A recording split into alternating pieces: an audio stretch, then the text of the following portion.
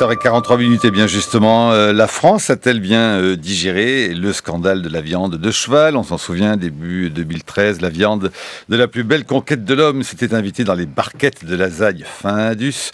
Heureusement qu'il y avait Findus pour alimenter d'ailleurs l'actualité du début de 2013. Et tout un pays ainsi tombé des nues. Et oui, comment au pays de la gastronomie reine pouvait-on être aussi peu informé de ce qui arrivait dans nos assiettes? La barquette en effet a été dure à avaler. Et maintenant, c'est tout un art de vivre qui semble être passé au hachoir. Mange-t-on si bien que cela au pays du poulet de Bresse, du camembert, cher à Noël Lenoir, ou du piment d'Espelette, trois appellations d'origine contrôlée qui font la fierté de nos régions? Pas si sûr, pas si sûr. À la question du bien manger en général, Perico Légas ou vous, Arnaud Daguin, bonjour Arnaud Daguin, vous répondez oui, enfin, il faut moins manger, mais on peut mieux manger, et si possible, mais c'est là que ça se complique, frais. Bon alors bonjour à vous, Perico Légas, je rappelle que vous êtes journaliste et critique gastronomique pour Marianne, très engagé pour la cause du goût juste et spécialisé dans les problèmes de consommation. Et vendredi et samedi, vous organisez à Poitiers, avec le magazine Marianne, 2 journées de table ronde qui ont pour titre « Qu'est-ce qu'ils nous font manger ?» Plusieurs spécialistes se succéderont aux quelques 19 rencontres qui se tiendront donc vendredi et samedi à l'hôtel de région de Poitou-Charentes. Et donc à vos côtés, le chef cuisinier Arnaud Daguin. On connaît la ferme d'Egia, enfin on la connaît de réputation, que vous tenez avec votre épouse au Pays Basque. Arnaud Daguin, enfin moi je la connais de réputation, j'imagine que Perico Légas et Krugère la connaissent les pieds sous la table. In situ, nous la connaissons in situ. C'est donc la ferme d'Egia, à Sparel au Pays Basque, première table d'hôte à avoir obtenu une étoile au guide Michelin depuis 2007, et les étoiles ça vous connaît puisque vous l'aviez déjà obtenu, je crois en 93 au restaurant que vous teniez alors à Biarritz. Oui, tout à fait. Et puis nous sommes avec le spécialiste de la question sur France Culture, Alain Krugère, bonjour. Bonjour. Qui anime l'émission On ne parle pas la bouche pleine, et non pas la peine de crier, qui est celle de Marie Richeux à 16h chaque jour, c'est le dimanche. Mais qui est très bien.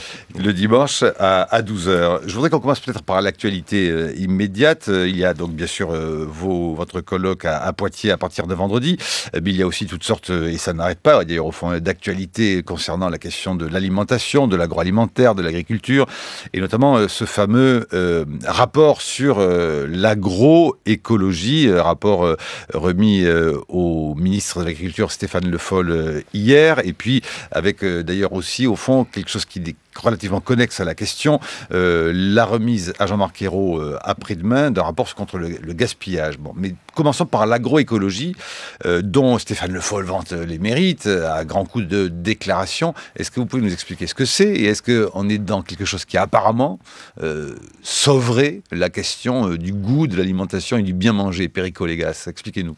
Disons que pour la première fois dans l'histoire de la République, un gouvernement se soucie de savoir si l'agriculture française, cet immense patrimoine, qui est vraiment la première force identifiante française sur le plan culturel, dans agriculture et culture, eh bien pour la première fois, un gouvernement de la République se soucie de savoir si on va pouvoir faire une agriculture à visage humain, préservatrice d'environnement, préservatrice d'avenir, et qui permette à notre classe paysanne, aux agriculteurs, de nous donner à manger, tout en vivant d'une façon à la fois équitable et rentable. C'est une préoccupation politique majeure. Je crois que Stéphane Le Foll est un... ça fait longtemps que les gouvernements disent, mais c'est la première fois. D'abord, le ministère a porté longtemps le nom de alimentation agriculture. Là, la gauche l'a un peu rectifié avec agriculture et agroalimentaire. C'est pas la formule la plus heureuse, mais ça a été fait à la demande de la FNSEA qui exige cette formulation.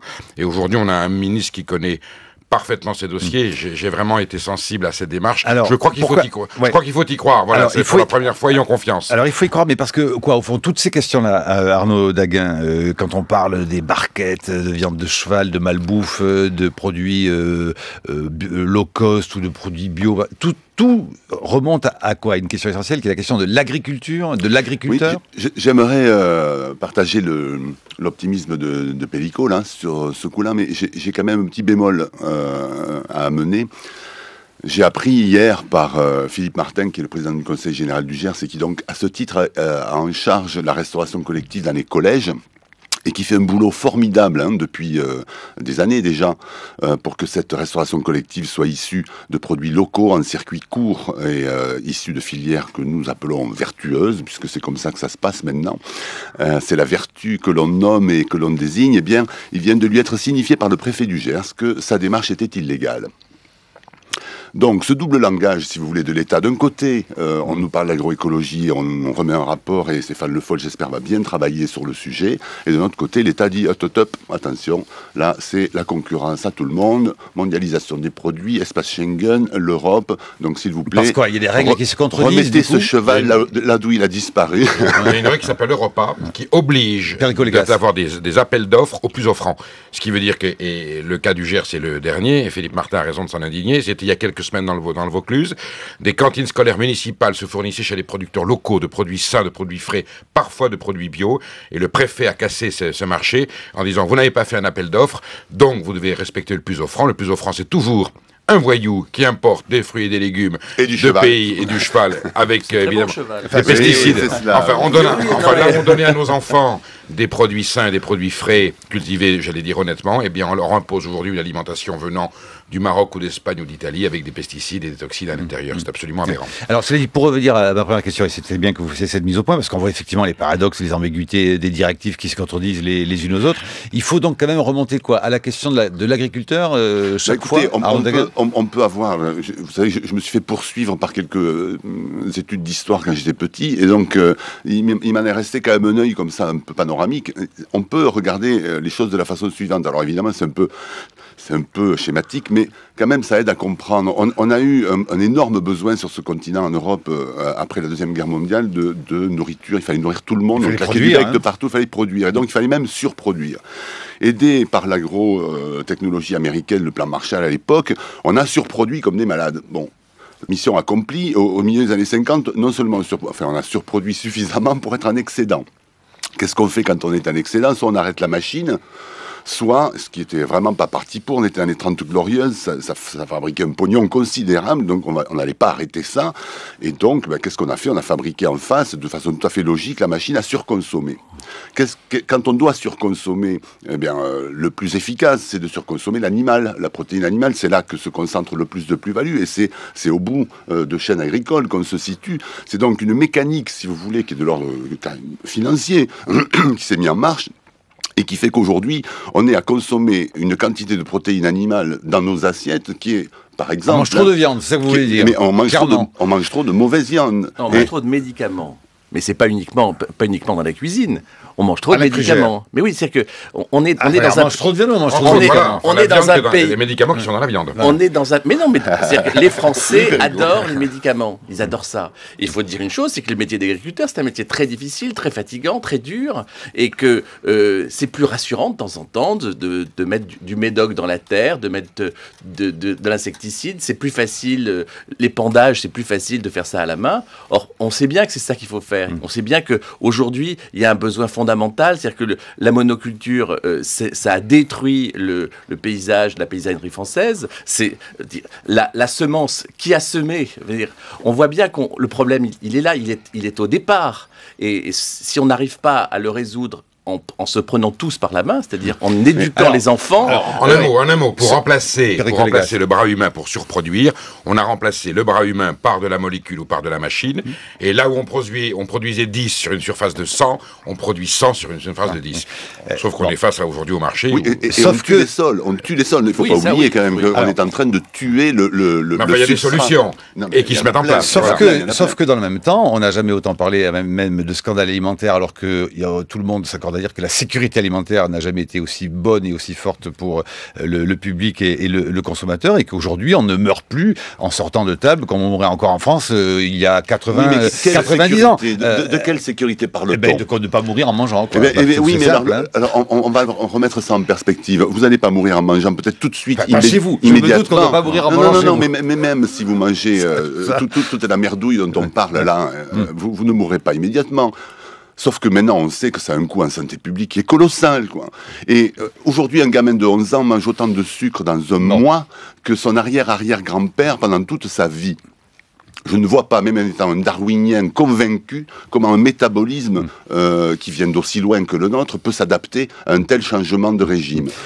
Alors, les gras qui sont contenus dans les aliments industriels qu'on nous fait manger sont des gras qui sont produits, donc ces graisses, ces acides gras sont produits par ces animaux, ils nous sont absolument néfastes, ils nous bouchent les tuyaux.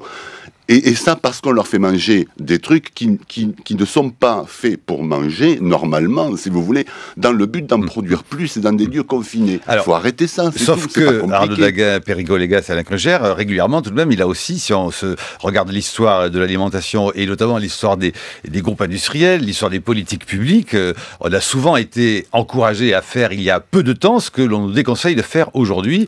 Il y a 5 ans, écoutez cette publicité pour consommer de la viande. C'est rouge. Mais tu le vois, c'est rouge. Un pourpre, à la limite du grenat. Il est naturel, c'est un vrai rouge. Il hésite pas. Hein? Tu l'entends, ce rouge? Parce que moi, il me parle. Qui mange du bœuf, mange du bœuf. C'était il y a 5 ans, hein, pas il y a 100 ans. Arnaud Daguin, Péricot Légas. Ben oui, moi, je pense qu'on est assis sur un système là. Il y a 5 ans, c'est rien. Qui ne peut pas s'arrêter comme ça. Quel est le problème là? J'aimerais qu'on m'explique quel est le problème. Manger du bœuf, c'est très bien. C'est très bon. Sauf que c'est plus du bœuf, c'est de la vache, hein, parce que le bœuf n'existe plus. Parce que voilà, autrefois il y avait des animaux de trait. Il faut nous encourager à manger du bœuf ou il faut qu'on en mange du bon bœuf moins. Il faut manger du bon bœuf. Il faut manger bien. Écoutez, manger bien. Et pour ça, il faut apprendre. Il faut apprendre. Non, mais ça, il faut manger bien. Bien sûr, il faut apprendre aux gens à le faire. Mais vous savez comment les gens, ils ne vivent pas tous pour avoir le temps de faire, comme on dit, les courses. On n'arrête pas de dire à la radio et dans les émissions que les gens mangent mal, qu'il faut qu'ils mangent mieux, qu'ils prennent le temps de faire les courses. Ils n'ont pas le temps. Les gens, comme vous dites, de faire les courses. Rien n'est plus important. Ils n'ont pas l'argent non plus. Et on peut le dire solennellement, comme dans un discours politique. C'est une question d'argent, mais on va bien sûr que c'est une question d'argent. Mais attendez, je vous donne la réponse. Rien n'est plus important aujourd'hui pour un foyer français que de bien se nourrir. Car de mal se nourrir, on en meurt de maladies très graves. 80% des cancers sont d'origine alimentaire. En se nourrissant mal, on fait fonctionner une industrie agricole qui pollue la terre et qui abîme les environnements. Donc rien n'est plus important que de consacrer le premier budget de la famille à l'alimentation. Et avec ce qui reste, voyez, on va inverser la tendance. Avec ce qui reste, nous verrons si nous allons en vacances, si on rachète un deuxième écran plat et un blouson chevillon pour les enfants. Rien n'est plus fondamental aujourd'hui, ça devrait être un devoir civique, ça devrait être au programme des hommes politiques dans les campagnes présidentielles, de dire aux Français, vous prenez votre budget, vous taillez dedans pour votre alimentation, et avec ce qui reste, vous verrez si vous pouvez faire le reste. Encore faut-il en avoir les moyens, ne serait-ce que techniques. Là, on parle même pas d'argent, c'est-à-dire que depuis quelques années, quand vous achetez un frigo, vous avez une étiquette qui vous indique comment il se comporte écologiquement. Aujourd'hui, quand vous achetez un morceau de bœuf ou de cochon, vous savez pas du tout de quoi il retourne. Et ça, vous pensez que ce serait essentiel s'il y avait ces informations-là sur l'étiquette on va parler de morceaux de cochon qu'on achète demain. Voilà. Vous allez acheter 125 grammes d'échine pour faire poêler avec 3 échalotes. Très bien.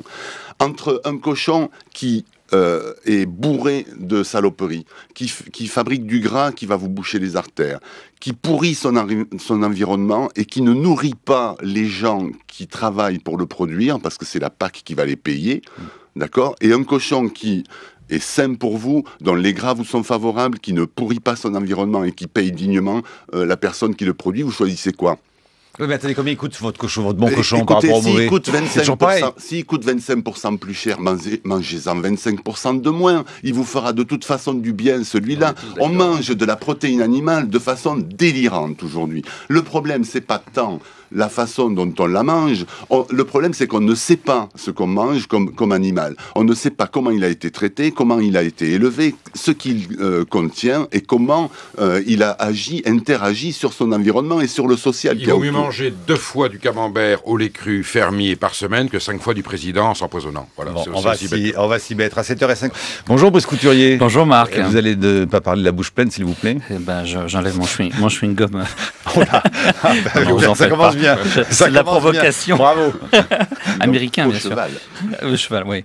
Comment en est-on arrivé là? Comment le consommateur européen, censé être protégé par une multitude d'agences et de contrôles, un arsenal réglementaire chaque jour plus absurdement proliférant, peut-il se retrouver à ce point dupé? Comment la France, pays dont le repas gastronomique a été classé au patrimoine de l'humanité, peut-elle tolérer que ses cantines scolaires distribuent aux enfants de la pseudo-viande issue de minerais, que de plus en plus de restaurants s'approvisionnent d'étonnants plats industriels au supermarché du coin, voire se contentent de nous servir des plats surgelés, hâtivement réchauffés. L'atmosphère générale dans le pays, on l'a déjà dit, est à la méfiance. Méfiance de la population envers ses élites dirigeantes, méfiance des Français les uns envers les autres, eh bien les scandales alimentaires qui éclatent avec régularité aggravent notre morosité soupçonneuse. Nous vivons en pleine schizophrénie, avec d'un côté notre fameuse grande cuisine, objet d'une culture savante et raffinée, de l'autre, la malbouffe qui nous rendra obèses et malades. N'y a-t-il pas moyen de combiner la baisse des prix et la bonne cuisine ? Pour le démontrer, je vous ai apporté mon Brillat-Savarin, n'est-ce pas, la physiologie du goût, le livre formidable de ce personnage incroyable qui a été membre de la Constituante, puis a immigré en Hollande où il est devenu professeur de français et d'anglais, puis aux États-Unis où il a été premier violon à l'Opéra de New York, donc on était au début du 19e siècle, et qui revient sous l'Empire et le Directoire avec cette physiologie du goût. Et voilà ce que disait Brillat-Savarin, parce que je crois qu'il peut mettre tout le monde d'accord. Écoutez bien. Tandis que l'art suivait ainsi un mouvement d'ascension, l'art culinaire bien sûr, tant en découverte qu'en cherté, car il faut toujours que la nouveauté se paye, le même motif, c'est-à-dire l'espoir du gain, lui donnait un mouvement contraire, du moins relativement à la dépense. Quelques restaurateurs se proposèrent pour but de joindre la bonne chère à l'économie, et en se rapprochant des fortunes médiocres, qui sont nécessairement les plus nombreuses, de s'assurer ainsi de la foule des consommateurs. Ils cherchaient dans les objets d'un prix peu élevé ce qu'une bonne préparation peut rendre agréable. Ils trouvaient dans la viande de boucherie toujours bonne à Paris et dans le poisson de mer qui y abonde une ressource inépuisable, et pour complément, des légumes et des fruits que la nouvelle culture donne toujours à bon marché. Ils calculaient ce qui est rigoureusement nécessaire pour remplir un estomac d'une capacité ordinaire et apaiser une soif non cynique. Ils observaient qu'il y a beaucoup d'objets qui ne doivent leur prix qu'à la nouveauté ou à la saison et qui peuvent être offerts un peu plus tard et dégagés de cet obstacle. Enfin, ils sont venus peu à peu à un point de précision tel qu'en gagnant 25 ou 30%, ils ont pu donner à leurs habitués pour 2 francs et même moins un dîner suffisant, et dont tout homme bien né peut se contenter, puisqu'il en coûterait au moins 1000 francs par mois pour tenir dans une maison particulière une table aussi bien fournie et aussi variée. Vous avez fait la joie de nos invités, je vois. Et Chers auditeurs, il n'y a rien de plus beau que la belle langue française dans la bouche de Brice Couturier. Nous avons eu là une grande leçon de culture française. Surtout avec un contenu pareil. Arnaud Daga, vous auriez pu le signer quasiment tel quel. Hors micro, tout à l'heure, vous m'avez dit, moi j'ai fait un très bon repas qui revenait par tête de pipe à 1,75 €. Exact. Arrêtez. Non, on est là sur le prix des produits qui ont servi à faire ce repas de 300 personnes. Simplement, aujourd'hui, il est possible, vraiment, et il est souhaitable qu'on réfléchisse à l'alimentation collective dans ces termes-là. Et ce que dit Brillat-Savarin là est tout à fait juste. C'est-à-dire, il y a des effets de prix et des effets de valeur. Les produits dont je parle là ont tous une valeur, mais simplement leur prix change en fonction de la saison, de leur rareté, du transport qu'il a fallu utiliser pour les amener quelque part. Et donc, si on sait anticiper, avoir des partenariats efficaces avec des producteurs, voire des bassins de production entiers qui mutualisent leur production, si on connaît leurs contraintes et si, à l'inverse, les bassins de production connaissent un peu les désirs et surtout les nécessités de la restauration collective. Alors si on sait fabriquer ces filières intelligentes où l'information circule dans les deux sens, alors cette équation économique peut être résolue. C'est exactement le propos mais ça de Brillat-Savarin. Ça ne peut pas se faire du jour au lendemain. Aujourd'hui en France, on peut manger pour pas cher. Aujourd'hui en France, on peut manger pour pas cher, y compris chez ces formants de la grande distribution qui petit à petit viennent à une alimentation meilleure. Alors ils le font pas de bon cœur, d'ailleurs ils essaient de récupérer des parts de marché et des niches et des créneaux, mais aujourd'hui un citoyen français qui décide de consacrer un minimum de budget à une meilleure alimentation peut le faire s'il veut bien consacrer un peu de temps et un peu de volonté sociale. C'est le temps souvent qui manque. Mais alors quoi? À la place de quoi? À la place de quoi? Parce que c'est moins de télévision. Parce que il vous dit j'ai pas le temps, c'est parce que j'ai envie de regarder des conneries à la télévision. Tout le monde est devant TF1, devant la Starac et ces émissions abrutissantes qui font de nous des moutons de panurge. Oui, bon. Alain Mais, Krugère. non, mais je crois que surtout, il y a un besoin de faire ensemble. C'est-à-dire la nécessité de se mettre autour d'une table commune, comme on le fait là, aujourd'hui. Convivial. De partager quelque chose. L'un des drames des Américains, c'est qu'ils vous savez, un studio de radio, c'est qu'ils ne comme une mangent pas table. Hein. ensemble. Ils mangent devant un réfrigérateur des produits qui s'additionnent. Aujourd'hui, on sait qu'il y a une recherche de vérité, il y a une envie de faire ensemble, il y a une envie aussi d'avoir une relation à la nourriture qui n'est pas la même. Parce que c'est vrai que la nourriture concentrationnaire, l'agriculture concentrationnaire, aussi bien pour les poulets que pour le reste, veut dire, on sait bien que c'est plus possible. Alors simplement, il y a un commissaire européen, il y en a un bien, il est dans l'agriculture, il est roumain. Oui. Hein, le fameux commissaire Cholos, roumain qui fait alors, y compris lui, l'unanimité chez les agriculteurs. Enfin, souvent, pas du tout chez les agriculteurs. Ben, moi, j'en connais qui chez le les trouvent très vrais bien. agriculteurs. Oui, c'est ça. Parce que les gens de la FNSEA ne l'aiment pas du tout. Oui, non. Il faut savoir aussi que c'est la chimie qui subventionne totalement les grands syndicats. Il y a un secteur où les syndicats fonctionnent, c'est celui de l'agriculture. Et c'est eux qui nous tiennent. Et c'est eux qui tiennent les gouvernements. Enfin, pas tous les syndicats, la FNSEA. Alors, est-ce qu'on peut... Alors, je voudrais, parce qu'on parlait quand même, et notamment c'était l'occasion à la fois les rencontres de Poitiers et puis ce rapport sur l'agroécologie remis à Stéphane Le Foll avant-hier. Par Marion Guilloux. Est-ce qu'il y a 3 termes, et je sais que vous voulez les expliquer, mais nous, on a envie de les comprendre, parce que moi, je ne les connais pas, donc je vais les répéter bêtement, mais expliquez-moi. 3 termes importants, apparemment, pour l'avenir et le futur de l'agriculture française. Permaculture, agroforesterie et biodynamie. On commence par permaculture on va commencer par A, si vous voulez bien. Agroforesterie, ça me plaît bien. Voilà. A comme Arnaud Dagan. A comme agroforesterie. L'agroforesterie, ça paraît un peu barbare comme terme, comme ça. C'est la plus vieille histoire de l'alimentation au monde. La forêt est un modèle de vie et de production de biomasse extraordinaire, dans lequel la masse du vivant se produit, se reproduit et se multiplie sans qu'on y intervienne jamais. Nous, les humains. La forêt est comme ça. Elle n'a pas besoin de nous pour vivre. En revanche, elle nous craint là en ce moment, parce qu'il y a plein d'endroits dans la planète où on l'enlève pour faire pousser des palmiers à huile à la place. Et le soja. Ouais. Et du soja trans. Bon, pour nourrir nos vaches, ce soja trans. Bon, bref. L'agroforesterie, c'est de reconsidérer aujourd'hui, et c'est pas seulement valable pour les pays du Sud, parce que ça a démarré là-bas, mais en fait, l'agroforesterie tempérée, c'est-à-dire celle de nos latitudes à nous, et dont, en France, Alain Canet est le président de l'association. Il organise à Jazz in Marciac cet été Paysage in Marciac, donc qui sont des journées où on va parler de ça. Donc je vous encourage à venir à Marciac, non seulement pour écouter du jazz, mais aussi pour manger les petits tapas qu'on va faire au moment avec ces produits-là, issus de ces productions-là. Si vous le prenez par les sentiments, effectivement. L'agroforesterie, c'est l'arbre qui revient dans l'agriculture après en avoir été chassé pendant 50 ans, sous prétexte de remembrement, de technologie et de facilité pour épandre toutes ces merdes qu'on a besoin d'épandre sur nos terrains.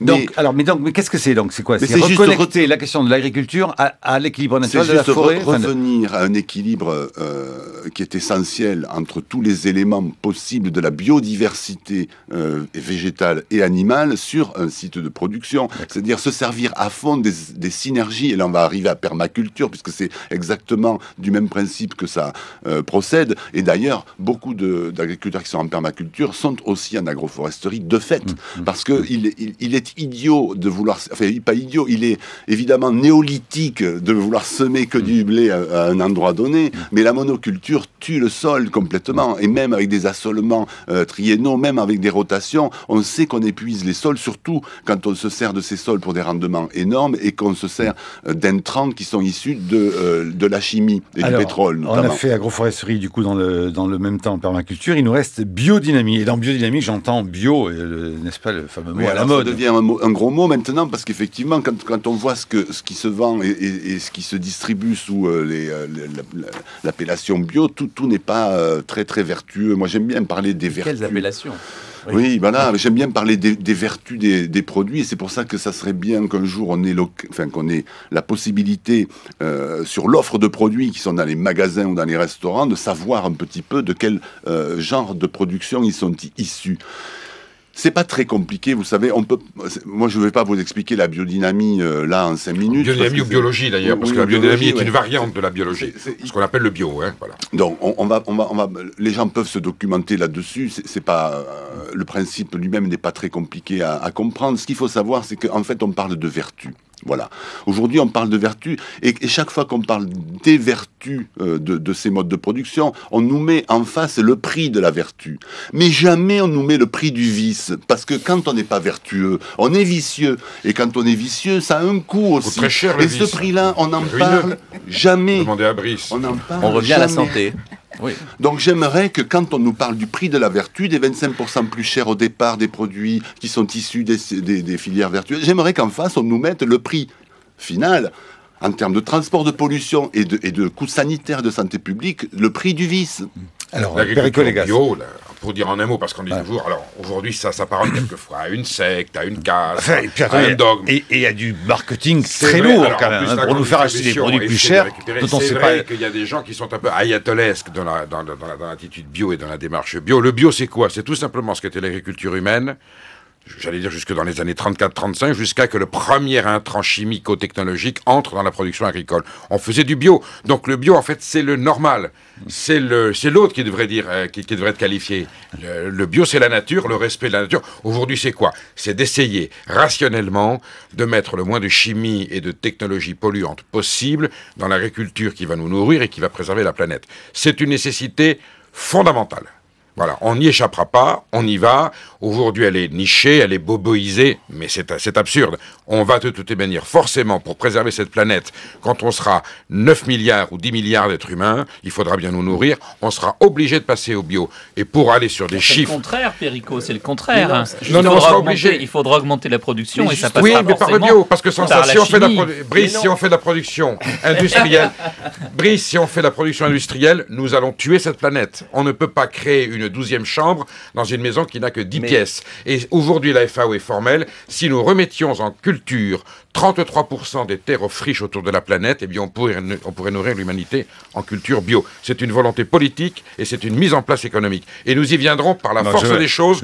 Où l'humanité... Plus vous avancez, plus le front de Brice se plisse. C'est une question de survie de l'humanité. C'est comme c'est une question l'air. C'est le contraire. Si nous avons pu augmenter les rendements de manière aussi spectaculaire et poursuivre ainsi l'évolution de la démographie humaine, c'est précisément parce que nous avons mis en œuvre des méthodes modernes de gestion. Et si on revient... D'accord, c'est très sympa pour l'Europe. C'est très sympa pour l'Europe de faire du bio parce que ça peut suffire à nourrir la population européenne. Mais l'Europe a aussi la nécessité, a aussi la vocation à nourrir d'autres que les Européens.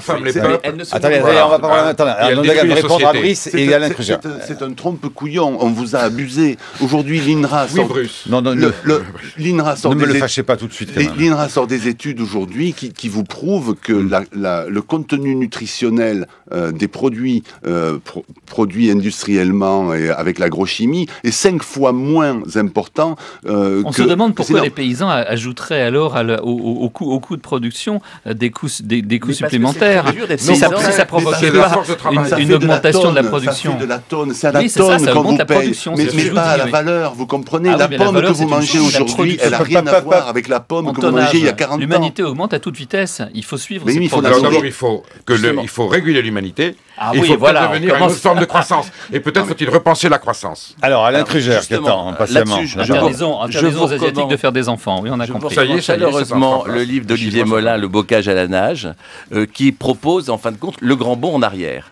C'est vrai que cette course à la croissance absolument débile que nous connaissons depuis 50 ans, on sait bien qu'aujourd'hui on va dans le mur. Donc il faut revenir. Si on veut réinventer le jardin d'Éden, or c'est vers ça qu'on aspire tous. En fin de compte, il faut revenir à quelque chose d'essentiel, à une vie réelle. Et il faut nommer Claude Bourguignon, qui a été viré de l'INRA parce que justement lui il croyait que la terre ne mentait pas. Il faut le nommer ministre de la Culture et de l'agriculture, les deux ensemble, parce que c'est la même chose. Culture et culture sont indissociables. Indissociables. Justement, écoutez donc. Ah, monsieur. Dites-moi, avec un radis, qu'est-ce que vous me conseillez? Monsieur pourrait prendre un petit muscadet. C'est sec ou c'est doux? Plutôt sec.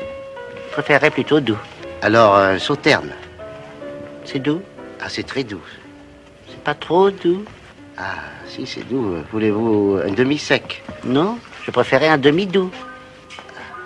Non, écoutez, donnez-moi parce que vous ne savez pas. Attendez, je vais m'occuper moi. Vous allez voir. Attendez. Comment elle est, votre eau d'Évian? Elle est très fraîche. Ah, bon. Et votre eau Perrier, comment est-elle? Elle est bien aussi, bien. Elle est bien. Alors, écoutez, vous me donnerez de l'eau Perrier tiède, mais peu pétillante. Vous savez, voilà. Non, m'arrachez pas des mains, doucement, comme ça, calmez-vous. On aura reconnu bien sûr Louis de Funès et Paul Prébois, le grand restaurant de Jacques Besnard en 66. Alors, Perico Légas, vous voulez intervenir? C'était une époque où la restauration donnait à manger, j'allais dire, des choses saines et équilibrées. Et aujourd'hui, on voit bien qu'il y a une évolution technologique, y compris dans la grande restauration, qui nous détourne de nos fonctions gastronomiques. Alors, je voudrais quand même, justement, aussi pour essayer de comprendre, notamment sur la question des grands ensembles, des grands contenus, on s'était intéressé, au fond, à la cantine de Radio France. L'équipe des Batins est allée avec son petit Nagra quelque part dans Radio France, qui n'est plus au 10e étage, mais désormais maintenant au centre de la maison, au rez-de-chaussée, au cœur des radiales, comme on dit, à Radio France. Et donc, cette cantine, finalement, écoutez donc, elle déroge à la règle des cantines industrielles classiques et propose des produits préparés sur place. On y croise des surgelés, mais pas que. Mathieu Le Goff du matin est allé rencontrer Gilbert Dinan, le cuisinier en chef, qui préparait hier, c'était pour le repas d'hier, sa blanquette de veau. En gros, on fait entre 1200 et 1400 couverts. En général, on fait tout sur place. Surgelé, c'est donc certains plats, mais bon, la proportion normalement, c'est pas énorme. Enfin, il y a plus de plats préparés que de plats surgelés. La baguette de veau, elle est 100% fait main, voilà. Donc, mais sinon, on ne fait pas grand-chose de surgelé, hein, donc, sauf les légumes verts. Donc, c'est normal, c'est surgelé. Donc, les légumes frais, normalement, ils viennent de Rungis. Les plats surgelés viennent aussi de métro, mais c'est du bon. Ça fait 20 ans que je fais la restauration, donc effectivement on est obligé d'aimer, hein, sinon et donc les produits forts on est obligé de les suivre, hein. En été il y a certains produits qu'on doit utiliser, comme les légumes, donc il y a beaucoup les tomates, les courgettes, poivrons, on peut faire une ratatouille, une jardinière de légumes, donc les saisons c'est très important. À la maison c'est moi le chef aussi. À l'écoute des gens, c'est plutôt positif, hein, parce que bon, même si c'est une restauration un peu moins élaborée, mais les gens, parce qu'on met la petite graine quand même de cuisinier, donc les gens ils aiment bien, ils retrouvent toujours du goût, donc il n'y a pas de problème. À mettre la petite graine du cuisinier, dit Gilbert Dinan de la cantine de Radio France. Comme quoi, self et cantine ne riment pas forcément avec mauvais ou mauvais goût. Il suffit d'avoir aujourd'hui, c'est... Vous réagissez à des propos comme ça aujourd'hui, c'est pour moi ma principale occupation, hein, en fait. J'ai pris ce travail en amour, parce que je sais que c'est là que ça se passe. Et c'est dans les écoles, dans les hôpitaux, dans les cliniques, dans les maisons de retraite qu'on fera cette révolution et qu'on est en train de faire cette révolution culturelle. Dans les maisons de retraite, vous avez vu ce qui s'est passé avec cette histoire d'œuf? Non, mais vous la connaissez, cette anecdote. C'est invraisemblable. Cette anecdote. Norme européenne. Cette anecdote était il faut la raconter en deux mots. Bon, mais c'est juste l'histoire d'une vieille dame qui était en train de mourir dans une maison de retraite et qui avait envie d'un œuf à la coque. Et ben, on n'a pas pu lui donner son œuf à la coque parce qu'il n'y avait pas d'œuf frais et qu'on ne pouvait pas faire rentrer un œuf frais en coquille dans cette maison qui était soumise à des normes qu'on connaît. Voilà. Elle voulait manger, elle voulait sentir vous le décrivez, le blanc, la mouillette, le croustillant, le mou, le moelleux, un œuf coque. Mais l'œuf est très dangereux parce que l'œuf est pendu par la poule et il passe par le cul de la poule, donc il est plein de microbes et ça fait des millions de gens. Comme le fromage joli cru, la guerre de 14. C'est pas les gars, c'est le fromage joli cru qui a tué des millions d'hommes, c'est bien connu.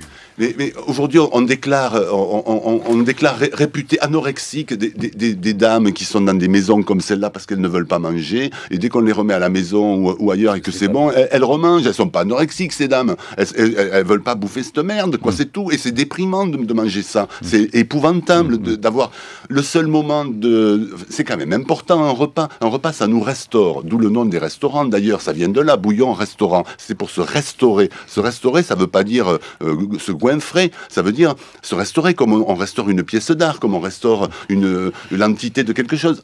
La restauration, c'est en fait ce qu'on mange nous constitue. Vraiment, on a un lien de intime absolu avec ce On est en les train de McDonaldiser notre société, une américanisation galopante de nos mères et nos sociétés, mais c'est factuel. C'est factuel. Il n'y a qu'à voir ce que mangent les enfants le fameux aujourd'hui. débat slow food, Non, fast food. attendez, j'apporte des chiffres. Je suis en train d'étudier aujourd'hui le comportement allez-y, alimentaire des adolescents. J'ai fait plusieurs lycées, les tranches 15, 16, 17 ans. 9 fois sur 10, les enfants me donnent des noms de marques. Qu'est-ce que tu as dîné hier soir? Un Vivagel, un Findus, on a goûté du Nutella, on a bu du Fanta. Qu'est-ce qui se passe? L'industrie agroalimentaire a industrialisé nos campagnes. On a fait des paysans, on a fait des ouvriers agricoles. Ces produits sont mis en propagande par la publicité alimentaire, qui est un autre fléau, qui fait rentrer dans les foyers familiaux. 27% des foyers français ont une deuxième télévision dans la chambre des enfants. Dès 6h30, on bombarde les enfants avec des pubs pour des produits alimentaires sucrés. Troisième stade, la grande distribution vous dit, je mets ça dans le chariot, et tu n'as qu'à acheter ça directement pour le mettre dans... Voilà, la trilogie industrie agroalimentaire, publicité télévisée et le grand voyou, le grand Satan. Vous savez qu'on va arriver au moment où on fera les courses en cliquant sur la publicité du produit que l'on voit. Quand la grande distribution crée un emploi, elle en détruit 3 dans son paramètre géographique. Une grande surface qui ouvre et qui crée 50 emplois, il y en a 150 qui disparaissent alentour. Le fléau aujourd'hui, c'est la Commission européenne et la grande distribution. Voilà les ennemis de la France. C'est pas la Commission européenne. Alors Alain Krugère veut porter la contradiction. Alain Krugère. La Commission européenne, dans la culture, c'est le fléau. C'est-à-dire si on ne préserve pas l'exception culturelle, oui. Mais dans l'agriculture, je crois que le commissaire européen que nous avons, c'est une chance. Parce que c'est lui l'exception culturelle. Voilà. Alors, je crois ce qui est très important aujourd'hui, savoir qu'en Bolivie, McDonald's a fermé parce que les gens n'y allaient pas. En Italie, il y a Carlo Petrini qui a inventé la slow food. Oui, la slow food après l'installation en 89 du je crois McDo, qu'aujourd'hui, il y a une génération de jeunes. Moi, je suis frappé de voir les jeunes qui retournent dans les cuisines, qui font les courses. C'est-à-dire, moi, j'ai des fils qui font très bien la cuisine et beaucoup mieux que moi, et c'est beaucoup plus intéressant parce que ils ont envie.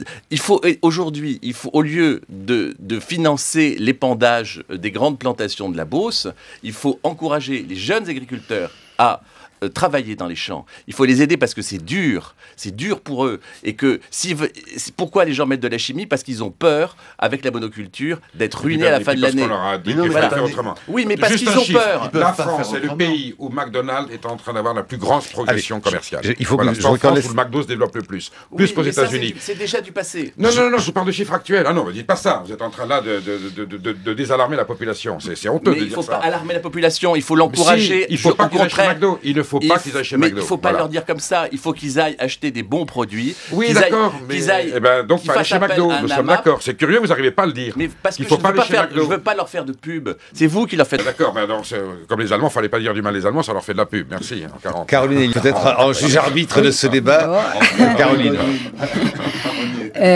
Écoutez, l'importance de l'éducation sur ce sujet, elle est absolument extraordinaire parce que en éduquant sur la nourriture, on éduque sur une masse de choses incroyables. Moi, je dois vous dire que dans les psychothérapies que je fais avec les enfants, quand je suis avec un enfant, disons, de 7-8 ans, et qu'on parle cuisine, et qu'il est capable de me donner une recette, en l'expliquant, je sais que cet enfant va bien.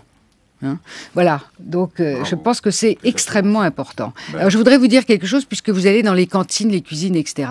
Dans les services hospitaliers d'enfants gravement malades, il est impossible, au jour d'aujourd'hui, d'avoir un cuisinier ou une cuisinière qui fait la nourriture avec les enfants et qui fait de la bonne nourriture.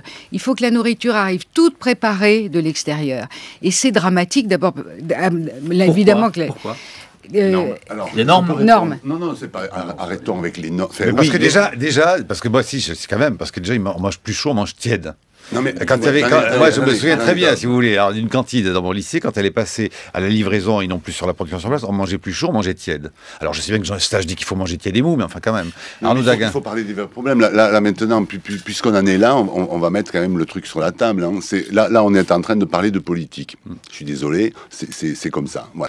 Alors, comment on parle de politique là? C'est très simple. La restauration collective aujourd'hui, elle est entre les mains d'opérateurs, grosso modo.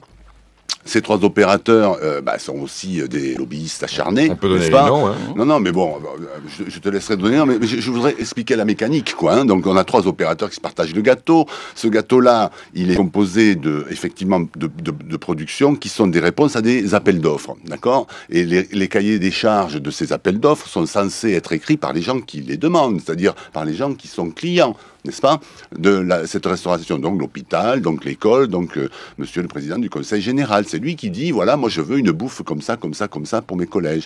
Le problème aujourd'hui, je vais vous dire, c'est pas très compliqué, c'est que la rédaction de ces appels d'offres, c'est-à-dire les cahiers des charges des appels d'offres, c'est pas le client qui l'écrit, c'est déjà celui qui va y répondre. Parce que c'est le seul qui est assez expert pour se dépatouiller dans les normes européennes. C'est la Sodexo qui est jugée partie. Exactement. Donc aujourd'hui, quand 9 fois sur 10, quand un conseil général fait rédiger un cahier des charges pour de la restauration collective pour les collèges, c'est déjà le mec qui va répondre au cahier des charges qu'il écrit au départ. Vous comprenez? Formidable. Donc, ça va aller 5 minutes quand même. Et ça, on le dit jamais. Mais ça, c'est quand même exactement ce qui se passe tous les jours, quoi. Comment voulez-vous qu'on sorte de là si c'est verrouillé comme ça? Alain Krugel. Et la privatisation du vivant, parce qu'il faut parler de ça aussi. C'est-à-dire entre les... Alors, on parle de M. Monsanto. On parle de monsieur ou madame Monsanto, on parle de Nestlé qui privatise les puits en Afrique. Enfin, à partir du moment où l'eau, où le vivant... C'est pas possible. Il faut donner ces choses-là. Et surtout, il faut inciter les jeunes à aller pouvoir travailler dans les champs au lieu de les mettre en prison. Colossal. Mais bien Alors, sûr. Sur les cantines scolaires, il y a eu un progrès. Légas. Beaucoup de municipalités sont passées aujourd'hui à des cuisines indépendantes où l'on refait une cuisine sur place avec des produits de la région. Certaines municipalités sont même passées au bio. Charge à la municipalité de financer la petite différence, mais quelquefois il n'y a pas besoin. Donc là-dessus, il y a eu de la part des collectivités territoriales une expérience d'envers. Souvenez-vous en disant que c'est illégal. Non, mais ça y est, heureusement que tous les préfets sont pas comme ça, et il y a des maires qui tiennent tête. Souvenez-vous du film.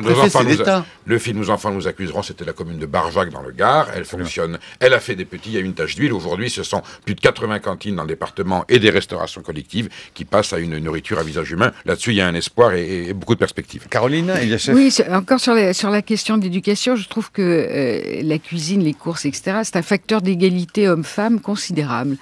Et voilà, simplement, il faut que les parents s'y mettent et emmènent à la cuisine et fassent faire la cuisine aussi bien aux garçons qu'aux filles. Ensemble, bien entendu. Si je peux me permettre. Et la vaisselle. Les courses, vous dites que vos fils font les courses, les miens aussi. Certains font extrêmement bien la cuisine. Et voilà, il y a tellement de choses sociables je pense même, et on va refaire de la politique, un monsieur qui s'appelait Jacques Puiset avait institué les classes du goût en 1976. Elles avaient été expérimentées. Elles reviennent expérimentalement dans certaines régions.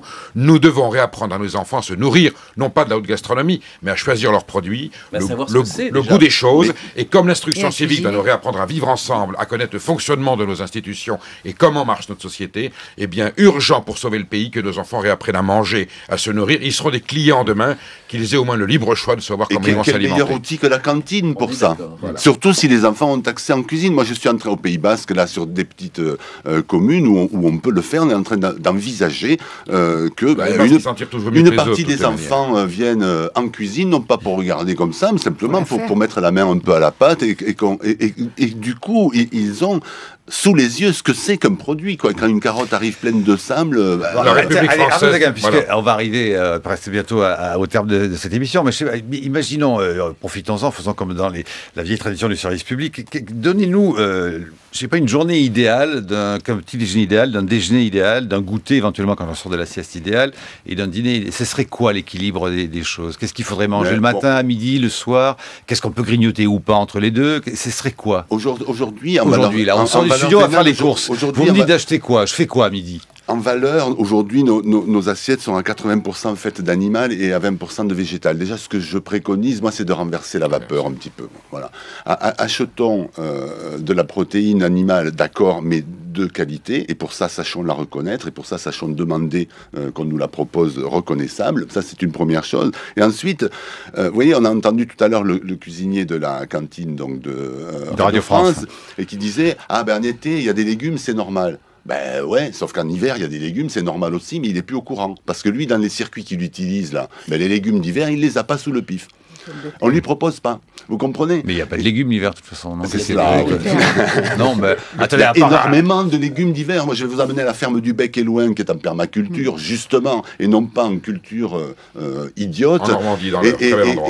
Et je vais vous montrer en hiver un endroit qui regorge de légumes. Alors, ce sont des tubercules que la pomme de terre a remplacés il y a quelques siècles déjà, mais malgré tout, ils sont là, quoi. Et toutes ces racines-là sont faites pour nous l'hiver. Un exemple, le petit déjeuner. Allez, allons-y. Arrêtons les céréales sucrées qui sont en train de faire des obésités chez nos enfants. La bonne vieille tartine avec du vrai pain, avec du vrai beurre, un peu de café, du chocolat, avec du vrai lait. La confiture, et de la confiture. Mais bien sûr, c'est le plus sain, le plus diététique et le plus hygiénique. Comment voulez-vous que ce pays fonctionne bien quand vous avez 40% de la population qui commence sa journée en envoyant à son organisme un faux beurre, un faux sucre, un faux café, un faux lait? On commence à mentir à l'organisme, évidemment qu'on ment à la société. C'est épouvantable. On est dans le mensonge. J'attends de la République française qu'elle redresse la nation par une meilleure alimentation, et c'est dans l'assiette que nous libérons le pays, que nous nous émanciperons. Il faut voter avec ses dents, et il faut faire de la politique avec sa bouche.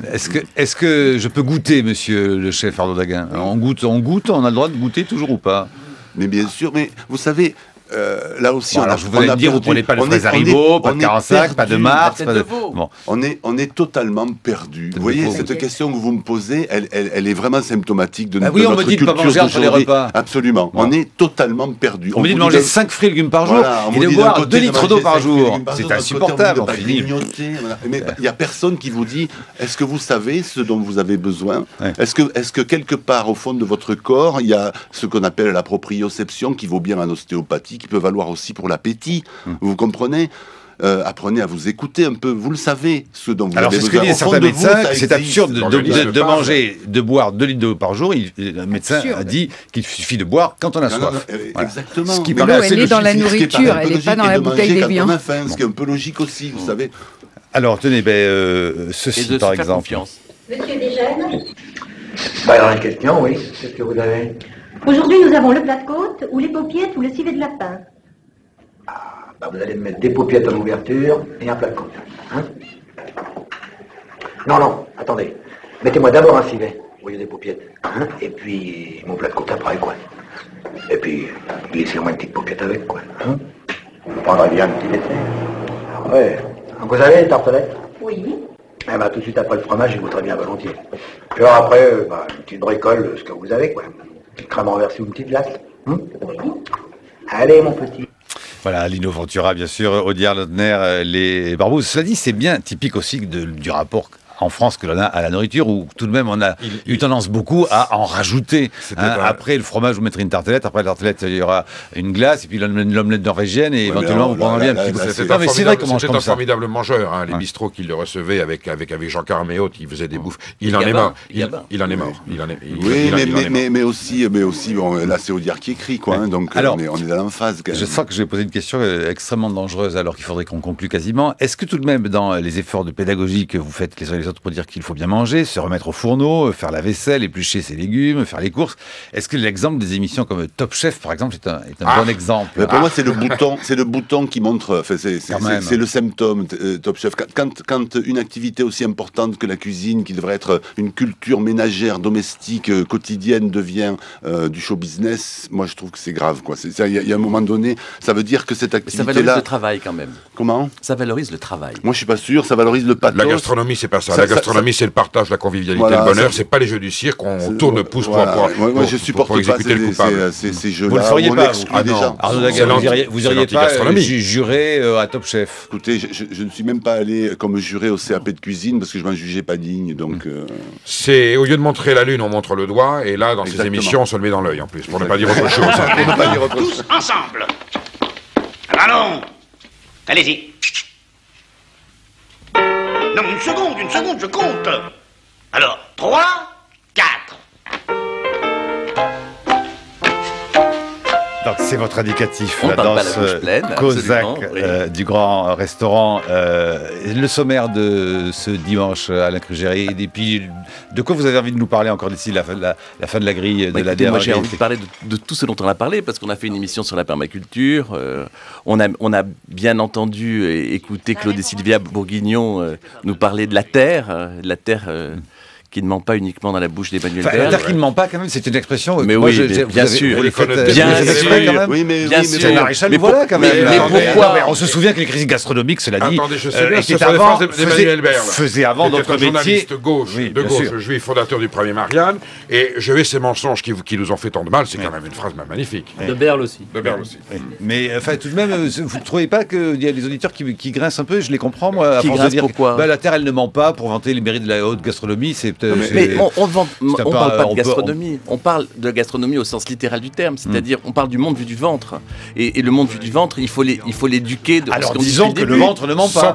Sans paysans, pas de produits, sans produits, pas de cuisiniers. Donc sans paysans, sans vrais pas de paysans. cuisiniers, pas de cuisine française. Et sans ventre, plus rien. La République sera paysanne ou ne sera plus. Mais on est tout à fait d'accord. Là, on est vraiment d'accord. Bon, merci à vous, Perico, Légas. Je rappelle Marianne et donc les rencontres de Poitiers, vendredi et samedi, et puis toujours votre dictionnaire impertinent de la gastronomie chez Bourrin. Merci à vous, Arnaud Daguin. Donc, l'IGA dans le Pays Basque. Redites-moi l'adresse. C'est une maison qui s'appelle Eguia, qui est très vieille, qui est de 1746. Voilà, c'est une vieille ferme basque. Voilà. Et puis merci donc Alain Krugère. On vous retrouve chaque dimanche dans...